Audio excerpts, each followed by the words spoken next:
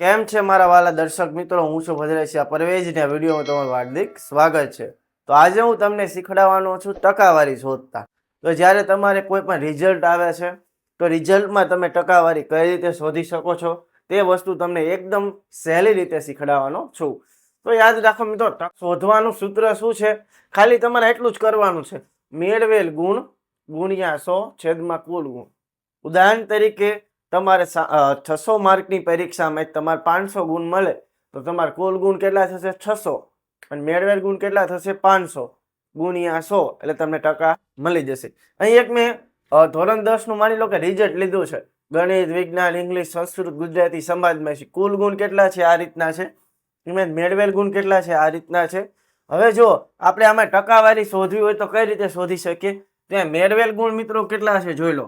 મેળવેલ ગુણ કેટલા છે? 518. એના ગુણ્યા આપણે 100 કરો છેદમાં 600. બસ પૂરું થઈ ગયું. ભાઈ હવે આને ખાલી છેદ ઉડાડવાના છે. 0 0 0 0 ઉડી જાય. 518 ભાગ્યા 6 કરો, 518 ભાગ્યા 6 તો 6 નવા 54 વધી જાય તો 6 અઠ્ઠા 48. કેટલા વધે? 3 ઉપર 8 છાએ 36. કેટલા વધે? 2 6 તરી 18, 2 6 તરી 18. તો આપણને 86.33% મળે. બસ આ રીતે આપણે કોઈ પણ સંખ્યાના શું શોધી શકે છે મિત્રો? ટકાવારી શોધી શકે છે. સૂત્ર શું છે? આ સૂત્ર તમારે યાદ રાખવાનું છે. તમારે માની લો કે 700 ગુણ છે, કુલ ગુણ કેટલા છે? 700 ગુણ છે. ભલે ગમે એટલા વિષયના થાય 700 ગુણ થતા હોય, એમાં જ તમને 619 ગુણ મળે છે તો ટકાવારી કેટલી થાય? તો શું કરવાનું? મેળવેલ ગુણ 619 ગુણ્યા 100 છેદમાં 700.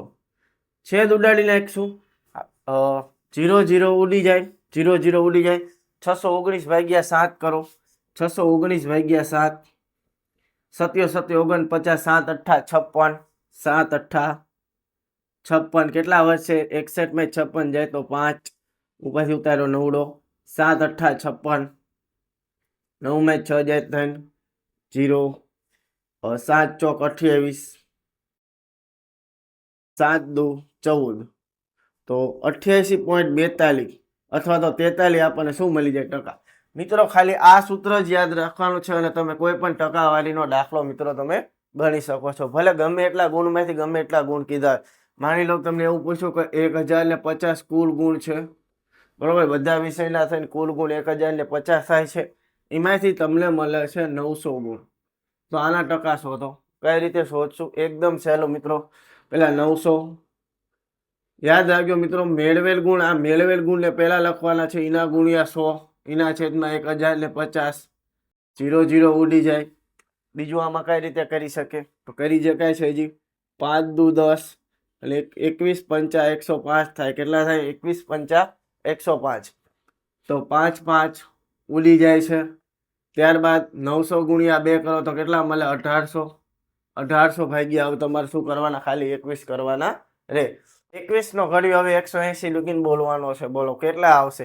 તો 21 અઠ્ઠા 159. કેટલા વધે? 12.